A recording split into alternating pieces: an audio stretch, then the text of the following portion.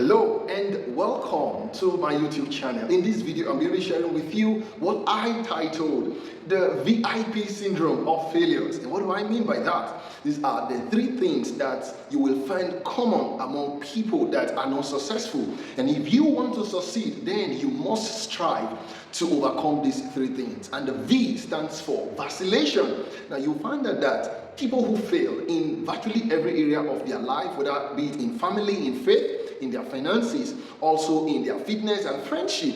It doesn't really matter the kind of work they are doing. You find out that they vacillate, and that is, they start with one thing today, and then tomorrow you see them doing a different thing, completely unrelated. In business, they start one business today because they have heard that, oh, this is the business that is making it right now. And then they get into the business, and in less than 2-3 months, they are out of it, and they get into another one.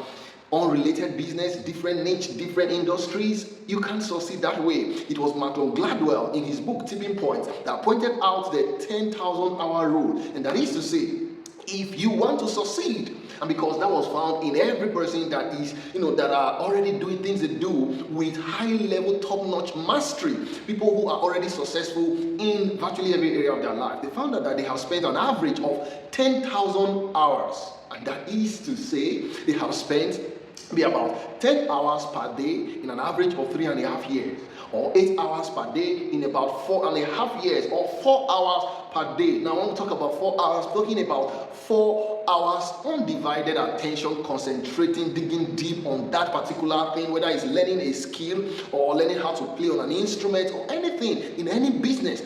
If you do not do things that helps you to maintain your focus and remain in that particular field for an average of 10,000 hours, you really may not be able to succeed there. And that is what you find among people who fail. Now, the second thing, which is the R, is indecision or inaction. We've also found out that people who fail are people that find it so difficult to take decision, and when you are not taking decision, you really cannot take the right action. It was Napoleon Hill who documented in his book, Think and Grow Rich, and he said that in one of the chapters titled Decision, he said that great people who succeed, they are in the habit of making decisions quickly, and then they stick to that decision if ever they will change it. And then those who fail are in the habit of not making decisions quickly. They take time before they make the decision, and if they eventually make any little thing on the way, will make them to change their decision, which boils down to the first, vacillation. And then the third thing, which is the P, VIP, is procrastination.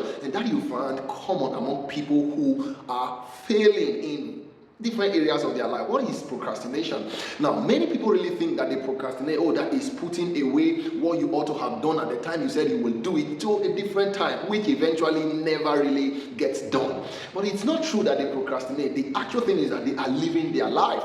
The reason is because the brain, the body, the mind is wired for comfort, but their soul, that deep thing within you, your spirit, is built for growth.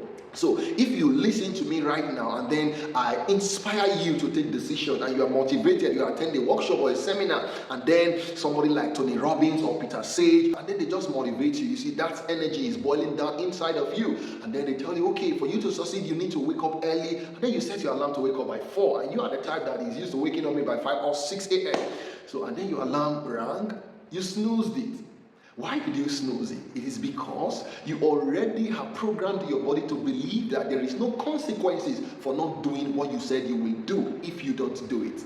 But you see, I learned this from Apostle Joshua Selman recently in one of his messages. He said that every message that I preach, I listen to that message before the end of the day. And if by any chance I sleep because I'm human, and then I'm unable to listen to that message before the next day, by the next day, as a way of disciplining myself or punishing myself for not listening to that message when I said I will have to listen to the message 2 to 3 times the next day. That's the punishment. So what I would have done in 1 hour, say, you have to spend 2 or 3 hours.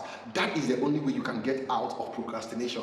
Tell yourself that there is a consequence for not doing what you said you will do. If you said you will wake up by so and so time and you do not wake up, come on. Yes, you will be punished for it, but that will be the punishment you give to yourself. In another video, I will do and drill down into procrastination and tell you some of the things you can do to actually get away with procrastination. If you want to succeed, you must get away from the VIP syndrome of failures. And I hope that this video contributes value to you. If it does, please click the like button, share with your friends and loved ones, and don't forget to subscribe if you are yet to do so. Osas-Daniel, the Mind Master. Cheers.